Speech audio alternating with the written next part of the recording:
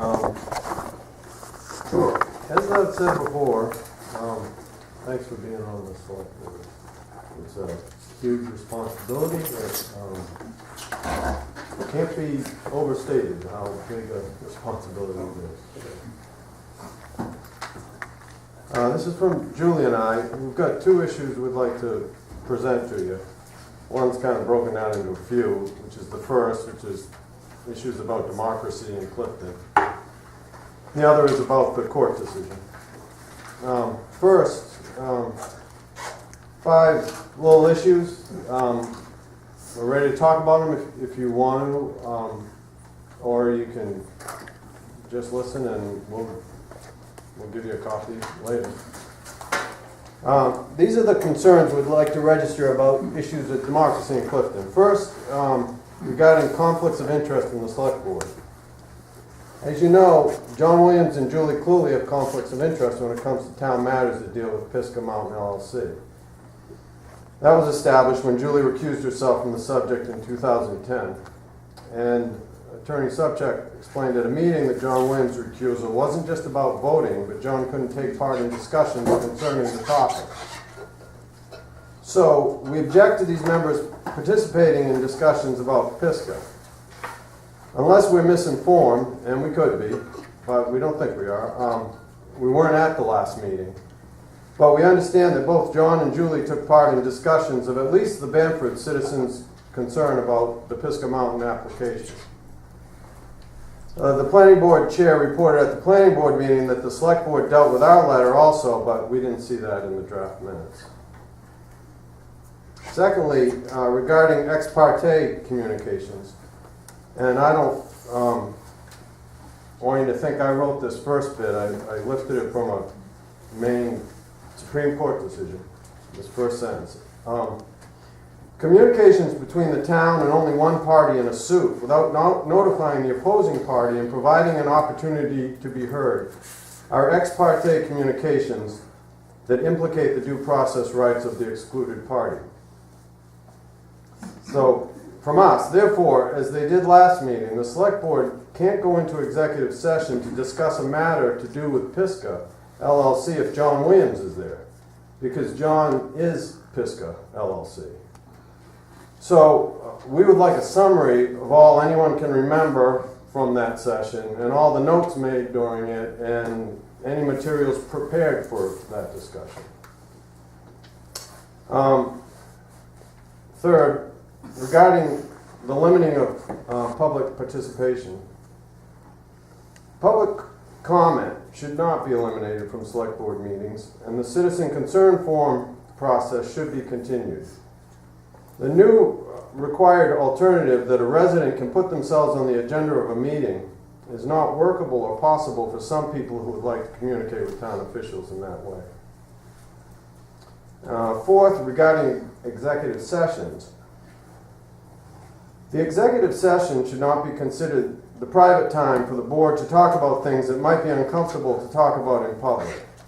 It should be avoided if at all possible. We are concerned that it is being overused, as we believe it was at the last select board meeting. And finally, regarding recording meetings, Clifton should be videotaping all meetings. It only fosters democracy and accountability, creates a perfect record, and allows residents to review a meeting that they could not attend. Should I go on, or you got comments for us about that? Continue. Okay. No, go ahead. No, I'll you're all go on. You Yeah, can get back to me later Yeah, if sure. you read it and think about it. This is regarding the court's decision of last week that vacates the Pisgah Mountain LLC permit. We encourage all members of the select board to read it if you haven't. There may be some legal jargon, but it's very readable and instructive. Please do not be persuaded that this case was settled on the basis of some insignificant technicality or due to a faulty ordinance that just needs amending. The court did everything possible to affirm the planning board decisions, as it must. The court has to affirm really, really bad decisions by planning boards if there is any possible way the board could have reasonably reached those decisions. However, even so, this court found that there was no possible way it could affirm the Clifton Planning Board's decision to grant the permit. Judge Horton writes that the Planning Board did not enforce the Clifton Land Use Ordinance when it granted the permit, and instead had, quote, an evident willingness to overlook, excuse, and/or waive shortcomings in Pisgah's application. The Planning Board's possible failures can't get much worse than that. We imagine the promise to enforce the Clifton Land Use Ordinance has got to be in whatever oath members swear to. And I'm not even sure that the Planning Board members swear to an oath, but if they do, I would imagine you'd find that there. Also, more reasons that it's not, an insignificant decision. The court has protected Clifton residents from the effects of audible and low-frequency sound violations, when the Planning Board would not. This is a public health issue that is hardly an insignificant technicality. As we've said, this court decision goes to the heart of the Planning Board's job, enforcing the ordinance. In short, without the endless examples, the Planning Board so wanted to approve a permit for this industrial wind project that they tailored the ordinance for the project, submitted the proposed ordinance to the developer's sound consultant for review, the only professional review that they got, and approved the permit in spite of it not complying with the ordinance. And let it be said, the Select Board was with them every step of the way. The Select Board has used its role to promote industrial wind in Clifton and to chart the course that Clifton has been on these past 4 years. Here are a few takeaways from the recent decision that the Select Board can be glad about. First, you may wish that we had never challenged the Planning Board decision. However, no one wants to preside over a town where the Planning Board can break the law and get away with it. So it's a good thing that they were stopped. Second, there are many people in Clifton feeling a huge relief in their lives right now. They are sleeping better right now and are less fearful of the upheaval to their lives that this development would bring. They are hoping their property values are safe. And I dare say that the decision has not caused anguish or dread to pro-development residents comparable to what these people have been experiencing for 4 years. Third, the Select Board now has an opportunity to help Clifton exit the quagmire. Sure, harm has been done. Money has been wasted, reputations harmed, amicable relations lost, time and productivity lost. People have moved out of Clifton because of this. But the town has not gone under, and we don't need to go deeper into the quicksand. We don't need to keep banging away and getting more of the same. We don't need to see what it's like to deal with worse, if it should ever get built. Noise complaints, health issues, lawsuits, abandoned towers, and what amounts to an open wound for Clifton. Clifton can exit the swamp by following the lead of Eddington, Dedham, and Frankfurt, to name just the closest neighbors. The Select Board and Planning Board can make a change in direction by getting behind and promoting an ordinance change that protects residents' interests, such as has been passed in those other towns. Only in this way can we get back on solid ground and return to normal life in Clifton. To that end, to show the change of direction and the understanding of how seriously wrong things have gone, the chair of the Planning Board, Eric Johns, should step down. In greatest part, it is his leadership of the Planning Board that is responsible for the Planning Board not enforcing the ordinance and approving the permit. We do not want more of the same. That is to say, the Planning Board not acknowledging how fundamentally wrong they went. We do not want the Planning Board now considering how they can find a new way to approve the permit by amending the ordinance or some such scheme. The Select Board can end this once and for all with effective leadership. Thank you.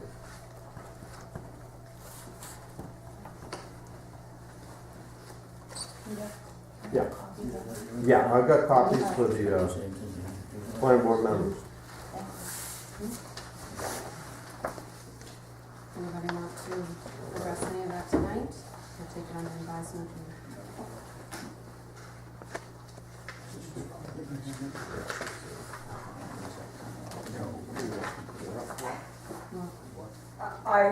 The only thing I would like to say is I truly appreciate your comments. The one thing you made about this being a job that's very difficult, it has been that. And I certainly appreciate that. It is difficult. It is difficult to go through a process, but I think the part about voting and democracy has, that's the plan that we need to go, and we try very hard to be impartial. I do, I'm speaking for myself. The part that I really wanted to just talk about was the insinuation of what happens in executive sessions. And I feel that's a time when we try very difficult with great integrity to go by what the rules are. We have our attorney there. I don't recall the last one being anything that was discussed other than procedure of what we need to do if something happens. It was not, other than that, nothing. The other thing I just wanted to say is about the public comment piece, and that's only from the perspective of it being difficult when people fill out public comment forms and then they're not here to respond to that. And I think that makes it hard because you never know from what aspect they're bringing that concern, and then what do we do with it? It's a lot of lag time for the office girls to get that information and then to get it back to those people. And I just feel if it's important enough, I would like to have a conversation like we're doing right now. So that was Yeah, I understand that. the I concern. mean, when you asked me to come in to talk about something, it was the plumbing permit stuff for my septic system. It was very effective being asked. Yeah. I gotta say that, so you could ask folks to come, because when you asked me, I was like, whoa. It's like getting called the principal's office. That's right. So I you think could ask that's people. I'm not speaking for everybody. That's for me. I think it's just very difficult to try to backtrack and think what somebody's coming from, because they're not always are these things detailed, and we don't always have what the writer is trying to portray, and then we have to try to decipher, find it, then track them down and say, okay, and it's kind of like just goes out there, and so that's all the thoughts I have to say on it. I guess I would like to say that I appreciate your comments, and I'm sure all that we've all been through in the last couple of years, we all know that a lot of things are very difficult to do. And I feel that this board and the planning board, both as lay people, did the very best that they could. This is kind of a development is something that not any of us ever had any knowledge of, and the ordinance was written. It was approved by the town. The town voted 3 times in favor of allowing wind towers.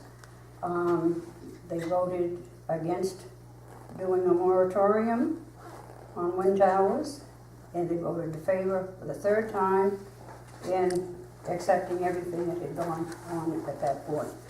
And to say that the people in the town are breathing easier today, I'm sure some of them are, but I still feel very strongly that there are a lot of people in this town that believe that the developer has put forth a great effort to with this project, and that the town and he both have put a lot into it. And I've talked with a lot of people this last week, and a lot of them, people that I had no idea whether they were for or against. And most of the people I've talked with felt that has gone this far and that it should continue. And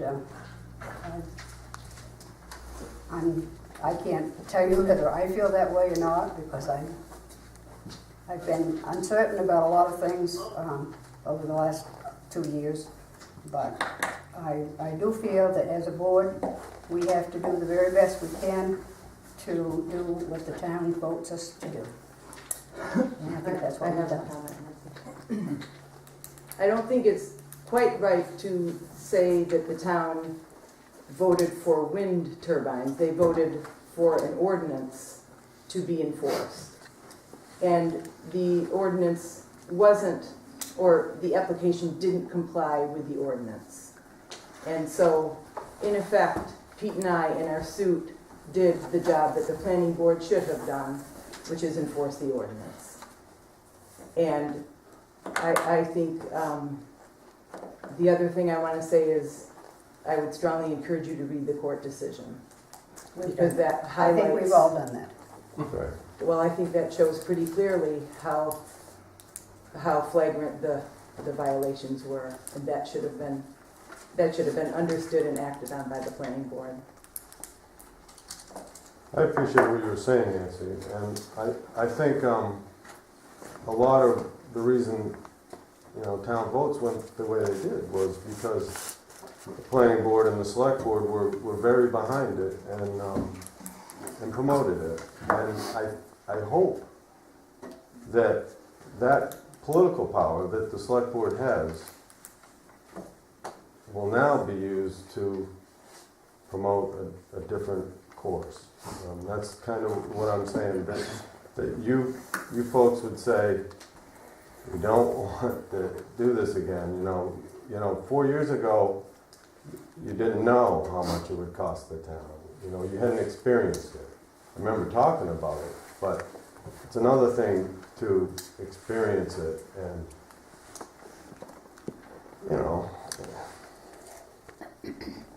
and then change your mind. I can't speak for the planning board, Peter, but I don't believe that this select board promoted the wind farm. I, for one, and I know of at least 2 others on this board that have never promoted it. Well, you did formally have a position against our amendments, so you recommended to the townspeople to vote against the Clifton Task Force on Winds amendments. And I think that speaks to it. You also had that document that you all signed, that Board of Selectmen resolution that everybody signed, even Julie in 2011. That was, we affirmed the town of Clifton's support for construction. It was that was an absolute political support, which is your role. I'm not saying you were wrong to even promote it. I think your decision was wrong, but it wasn't wrong behavior or anything. And I'm hoping that you use that role now to go in a different direction. Julie, Yes. I wasn't going to say anything, but since I was personally dragged out today, I feel like I have a right to respond. So, you initially started talking through, which definitely, actually let's start off with the democracy issue, okay? From a perspective of democracy, I've spent like my entire life and was trained from my parents on up to respect people's democratic processes. And that's basically what I've dedicated my entire life to, is democracy and fairness and justice and freedom. And for you, Peter Beckford, to sit there and come in here tonight and talk about bringing the town together and trying to bring yourself around the court decision and things like that, and go down that little path, and then to turn and say that number one, that the planning board intentionally Eric, could you violated sit down, please? the ordinance. Can you sit down? Because Thank you. I need to stand up. No, you could sit down, please. Because the planning board intentionally violated. Excuse me? The planning That's board. I don't need to be told to be shut up. Fred. I didn't say to shut up. I should just calm down. Fred did. Fred, Just let Julie take control of the meeting. Yeah. That's We sat and unnecessary. listened to 2 years of friggin'. Eric. I'm cool. Eric, man. I'll try to sit down. I'm trying to stay relaxed. Because for you to go through that process and then say that the planning board somehow intentionally created a violation, you might have an opinion about how that ordinance should have been defined, but you are putting yourself in the heads of 5 people and a consultant, which, by the way, the consultant that the town hired, we gave him the ordinance, we gave him all the information from the developer, and the consultant indicated that it was not physically possible to do it. And when we went through the process of hiring the consultant, you participated in the process of deciding what the criteria should be to hire the third-party consultant. And you agreed that the third-party consultant, when we hired the consultant, before the consultant looked at the work, you agreed that the third-party consultant seemed like a good choice. So once we went through that process and had that third-party consultant do it, and the third-party consultant indicated that it wasn't possible to meet certain standards in the ordinance, the planning board, took the perspective that it wasn't physically possible to do, because none of us are sound engineers. We have a guy from Virginia who has no connection to anybody in Maine tell us you can't do it. So we presumed that it couldn't be done, because that was the best technical advice that we could possibly be given. So we proceeded forward from there. So from that perspective, for you to indicate that somehow or another there's some contriving to intentionally violate the planning board ordinance, that's an entirely false accusation, okay? And then second of all, to go down the road even a step further, to say that somehow or another that I led the planning board down the road of creating this intentional violation of the ordinance, okay, that to me is the absolute height of the type of behavior that's caused problems throughout our entire United States at this point by making these sort of false accusations. I can accept that you have an opinion about it. I can accept that. I don't necessarily agree with your opinion about it, but I can accept your opinion about it. I don't think that you're bad for taking it to court. You have a right to do it. Apparently the judge sided with you. So be it. That's the way it is. Next, it's a new day. Figure out what to do after that. Thus, that's why we didn't do any work on the sound portion of the ordinance until the judge ruled on the case. Because why would you want to waste time doing that? If the judge agreed with it, maybe we didn't have to do anything. But the judge didn't agree with it. The judge, if you read through the whole document, the judge laid out a roadmap for what his expectations would be, to come to a different conclusion. So we have to analyze that and go through that in the coming months. And the other thing that I'll point out is a substantial portion of that ordinance was written by Paula Kelso, who resigned the first night of the first meeting when the application came in front of the planning board. All right, so then she came around against the project and worked with the task force on wind throughout that whole process. So a primary author in the ordinance that we had, or the deficiencies it had, was Paula. So if anybody bears responsibility as far as looking at the bigger picture here, what we should have caught, what we didn't catch, before the ordinance was finally put out in the field, voted on, approved, and actioned. Okay, Bruce and I and Bill and Paula and Jerry all share, responsibility for why that ordinance wasn't as good as it could be. Okay, so that's just the way it is, and there's definitely responsibility on our part. We should have maybe looked into it more if we didn't understand it more or whatever. That's definitely probably true. Hindsight is 20/20. But we did the best we could at the time we had with everything else that was going on. And you were heavily involved again in a lot of the process leading up to it. But again, tonight, your accusations that somehow the planning board purposely violated the ordinance and that somehow I led them there, I definitely take issue with. My point was, the planning board wanted to approve the permit. I don't think any impartial observer of the meetings would think otherwise. You wanted to approve the permit, and that drove the process. And you were the leader. You were the captain of the ship. And the ship ran aground. And now oil is leaking all over Clifton. I mean, it's All right. basic, so. Peter, I'm sorry. We're going to move on. Okay. Okay, thank you. Anything else you want to address with Peter? Okay.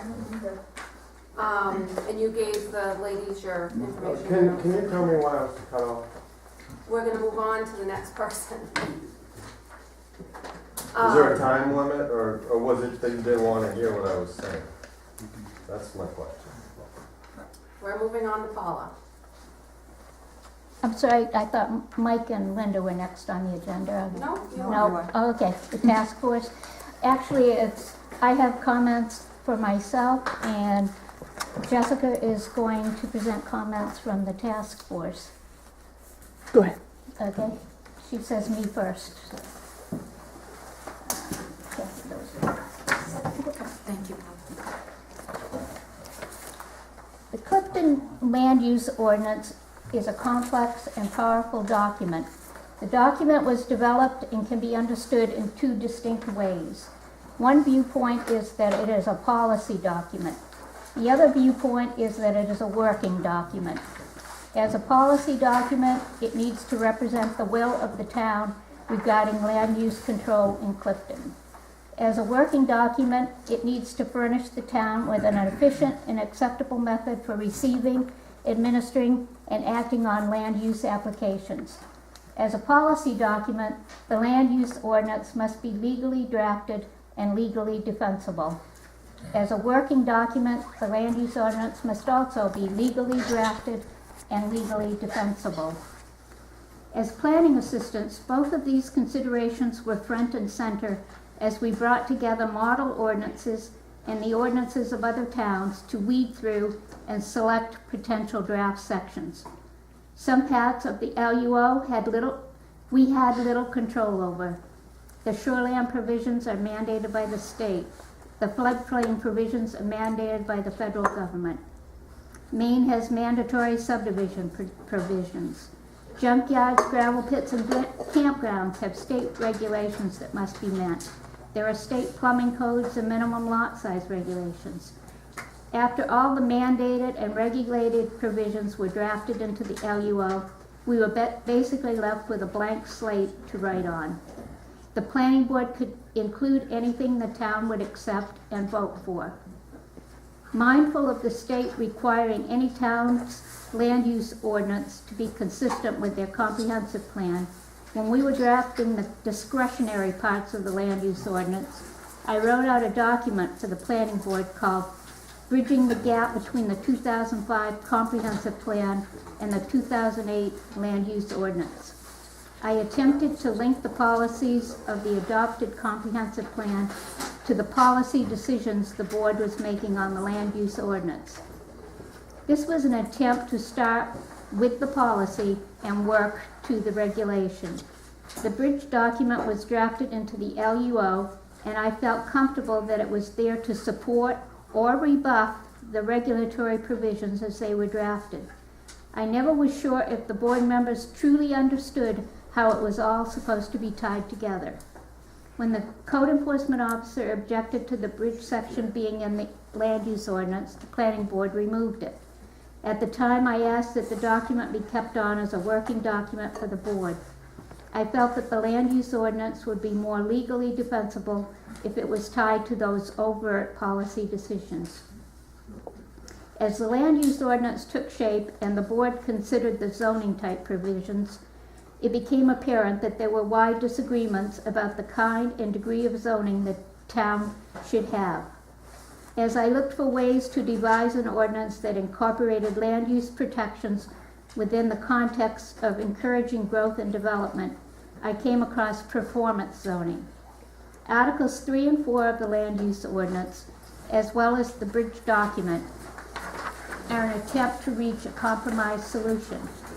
The land use ordinance would protect property rights while setting up procedures for flexible zoning. We learned that a town cannot do spot zoning, but can do conditional zoning.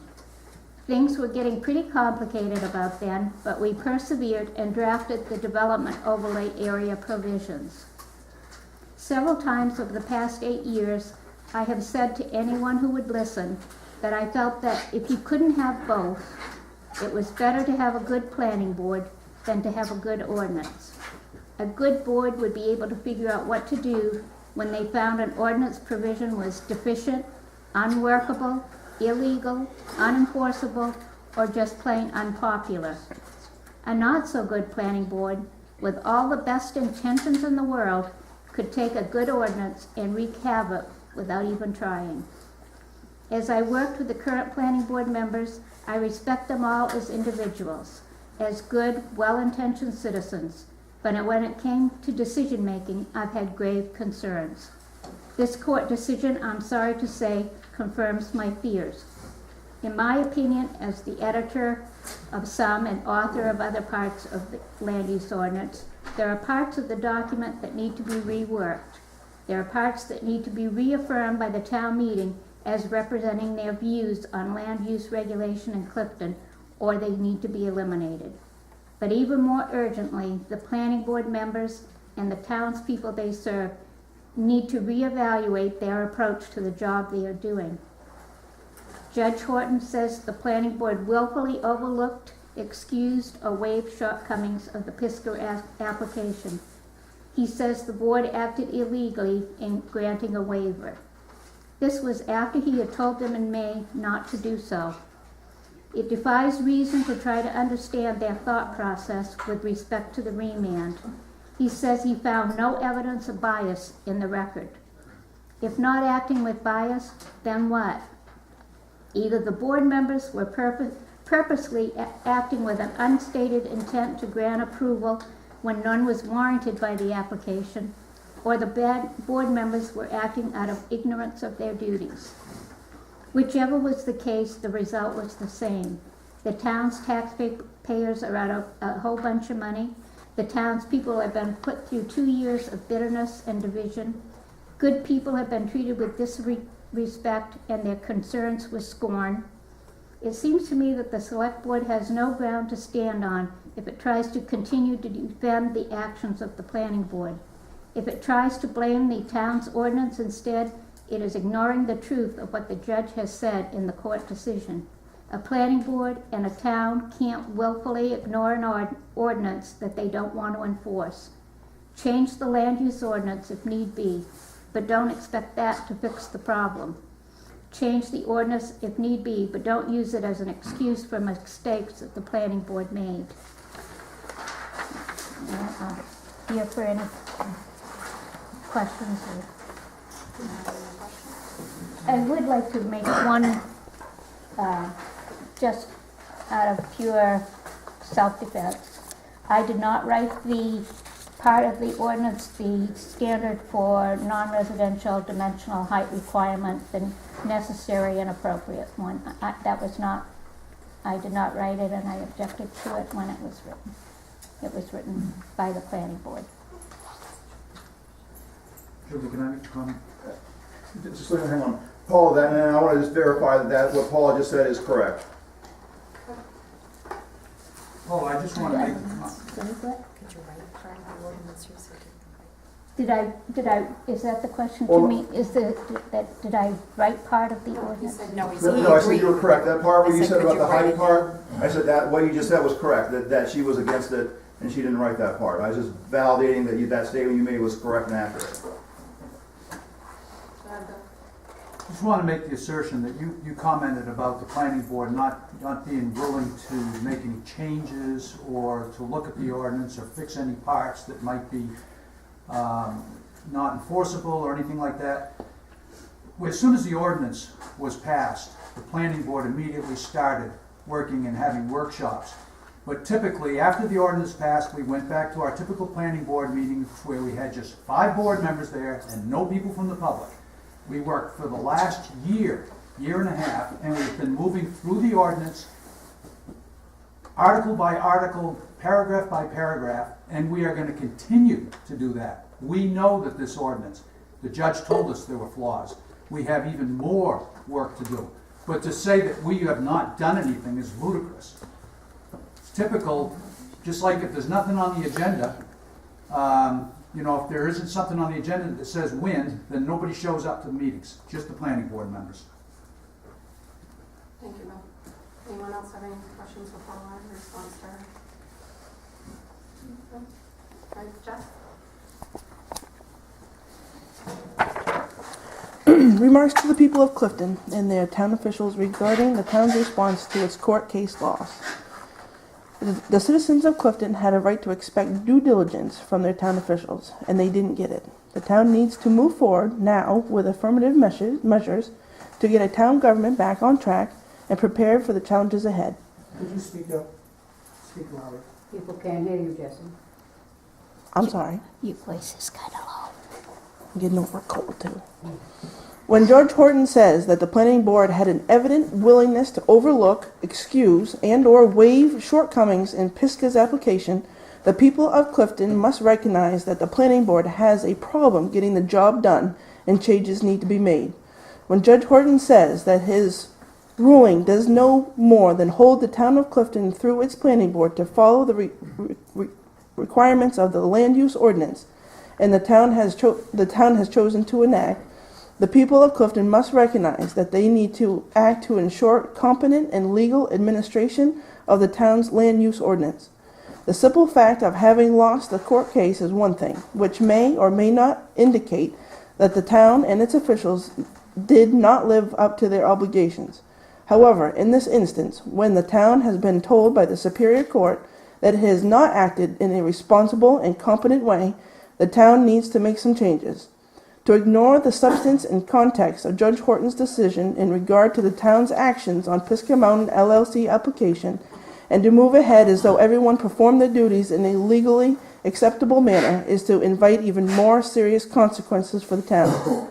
We are asking you, as sworn municipal officers, to act now to protect the town from even more legal liability and financial loss. You need to consider asking for the resignation of one or more of the planning board members. It is neither necessary nor advisable for the town of Clifton to continue in a state of legal and financial liability as it receives and administers applications under the land use ordinance. The Select Board appoints the planning board. It has the right and obligation to remove members when necessary. The Select Board has the right, given it in the land use ordinance, to require a significant escrow amount from the applicant to protect the town from having a financial burden created by that applicant. That escrow also enables the town to get whatever help it needs to properly administer that application. The town need not be held hostage and suffer because of an application. We are asking you to take steps to prevent the repeat of the disastrous events of the past 4 years. We've learned some tough lessons, and we hope that you, as our municipal officers, have as well. We would welcome an opportunity to discuss the situation with the Select Board and to share ideas. Respectfully submitted to Clifton Task Force on Wind. Any questions for Jess? She's passing out. All right, Mike and Linda Beekford. Yes. First of all, I would like to say that Mr. Rick Levitt, I owe you an apology. My actions were inappropriate. It won't happen again. I'm trying to educate myself a little bit on town government and matters. And I also would like to apologize to Wayne Haskell for upsetting him and his family. It wasn't my intention, but 5 years ago, in 08, I made a complaint about Wayne selling cars without a license. The town granted Wayne permission, or gave Wayne permission to sell cars without a license. Well, I don't mind. I'd like to help Wayne get a license if he'd like one. Competition's a good thing. But the state law does say to sell cars in the state of Maine, you're required to have a dealer's license from the state of Maine. The law says it is illegal to buy a car with the sole intent of reselling it without a license in the state of Maine. I really don't like to upset anybody or have all this hassle, but it happens. I understood from you that you and Eric Johns gave Wayne permission to sell cars. I believe Wayne thought he had the legal right to sell cars. I kind of feel like he was misled. I don't know if I'm wrong or right, but only going by what you told me. So, Wayne, I apologize, and it won't happen again that I do things without trying to follow procedure. The politics of the wind. Politics in period. I never wanted to be. I've been in this community for most of my life, living and working. And I stayed out of politics because I don't like them and didn't want to be part to it, but it came into my life and I couldn't help it. So I got involved with this, and it's caused hard feelings. I did not intend to upset Julie Clune. I did, but I did not intend to. But because I made a mistake and upset you, I don't think I should be getting upset. Your husband coming to my business or something upsetting me over that. That bothers me. And it's all because of this wind. It all started over that. And I really believe that everybody feels they're right. The people that want the towers and the people that don't. But I do hate the animosity. I do hate the hard feelings. I'd like to be able to look everybody in town in the face and say hi and not have hard feelings. Maybe these wind towers are doing that as well. And maybe they're causing all these hard feelings in town, and is that worth something? I don't know. My wife has written something she'd like to read, and before I let her read, I also want to apologize to the board. When I submitted the written complaint, I did not know you expected me to be here. I did not know I would be on the agenda. I apologize for that. If I knew by submitting the complaint you expected my presence, I would have been here. No question. And I hoped, I understood that the town stopped taking written complaints because of that? Is that? Carol explained that earlier.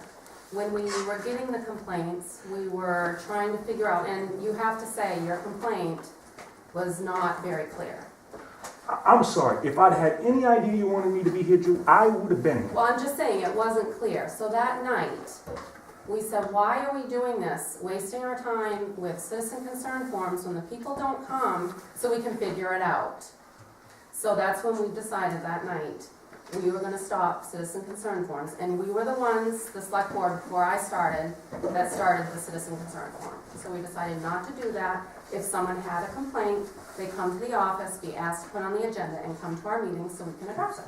That's how that went And about. this isn't isolated, Mike, this has No, gone it's not on just for yours. as long as all But of in us have defense been here. of him and everybody, we didn't know we were Correct. supposed to be here. Correct. Right. So no one told us. There again, not being in No. politics, not wanting to be, I had no idea of the procedure, Yep. and I would have been. And before Linda reads, I wanted to address something because you did bring me into it again. It is very inappropriate for someone to call someone's work and complain about their views on the wind when no one had even talked to me. I actually didn't do that. Yes, you did. I called and asked to speak to someone else. I didn't even ask to speak to you, Judy. No, I know you didn't ask to speak to me. You asked to speak to my boss.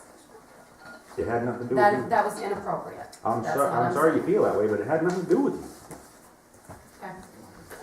Go ahead, Linda. I'd like to say one thing, Mr. Chairman. I'm in my 10th year as a selectman in this town. We put on the citizen concern forms because there was a lot of people complaining. And so we agreed to start citizen concern forms, and it worked for a while, but now it doesn't work because we're getting barraged with citizen concern forms. Nobody's here to back them up. That's why we reverted back to the old ways, and this way isn't that. When you got a chance to talk, everybody in this room's got a chance to talk. I understand it and I appreciate Right, it, and but I'm if- glad that I know now. Yeah. But if you're not telling the people that they're going to be the subject of the meeting, they don't know that they were supposed to be here. And can I just add, there was never any written procedures, No. never. It's just the way we did it the old days. Just Well, the way it was always done. It is nice to be able to come and speak, and it's nice to be able to just say, I'd like to. And that was the purpose, so we could see you guys. I'd just like to make a correction to the record. I just talked to Rick and verified this. Earlier, you said that Eric Johns and Rick Letta told Mr. Haskell that he could sell cars. That actually, That's what, No, what brought Eric's name into it, it was the one with the gentleman on 180. That's the one where Eric and I talked. I misunderstood you. I thought you said that you and The Eric. one for Wayne submitted an application to the planning board.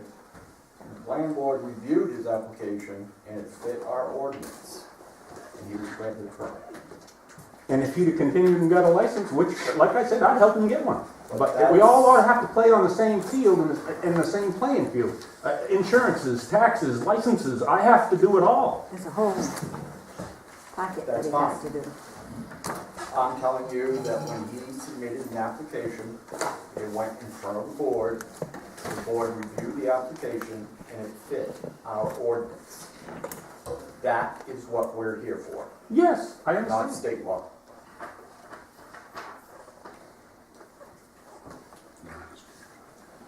So I did not bring Eric in that one. I don't think Eric was even here for that one. You mentioned his name. If I took it It was for in the wrong part of the with, conversation. Travis. Thanks, Rick.